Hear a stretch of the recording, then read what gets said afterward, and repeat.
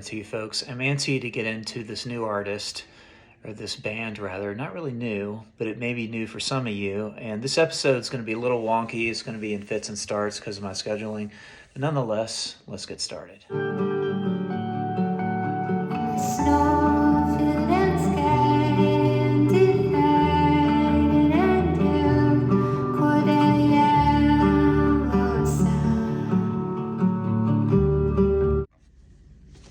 So bye everybody, see you tomorrow. Seriously folks, the name of this band is The Innocence Mission, and the album is See You Tomorrow.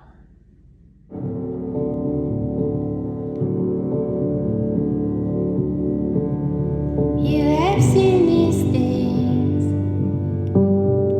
You have been in Miss Benton and John as well.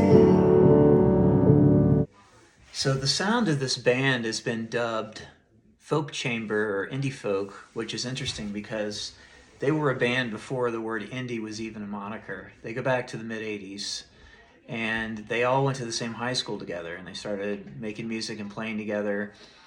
And around 86 or so, they actually formally formed the band.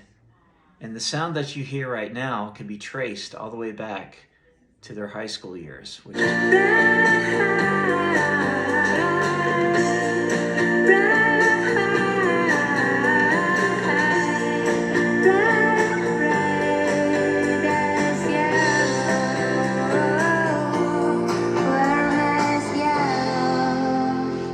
So what makes this album the best album you've never heard in your life? Well, hopefully, from what you've just heard, you're mesmerized by this and completely astonished that you've never heard it.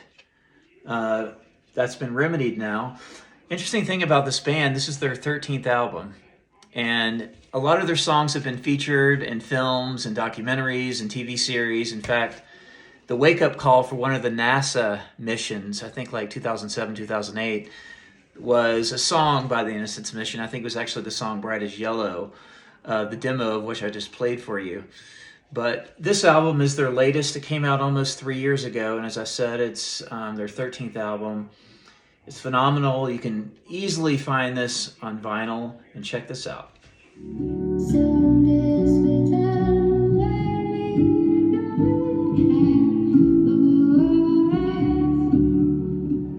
Gotta say, I love the packaging of this thing, that photograph, and that special orange colored vinyl. No smut here, folks. One thing I felt obliged to mention is Karen's voice. It's very unique, maybe an acquired taste, you might say. But if you really think about it, some of our great musical heroes have unique voices. Bob Dylan, Neil Young, Dr. John, to name a couple. But I want to show you this clip of Karen just with her acoustic guitar. I think it's a great moment, and it really encapsulates her charm and warmth. Check it out.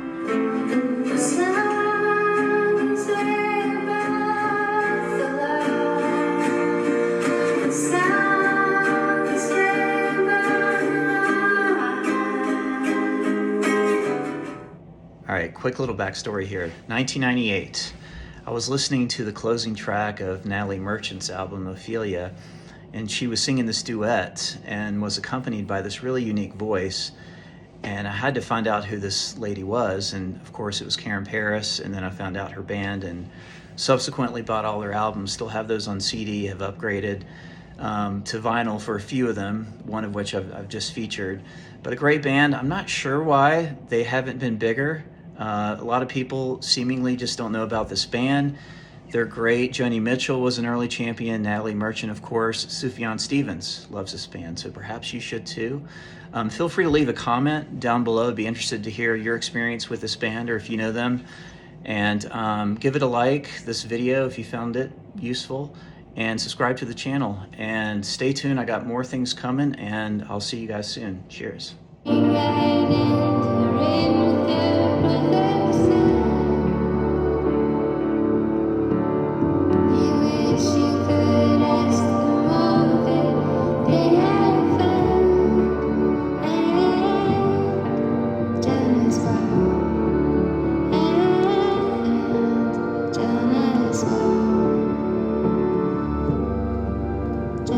Well.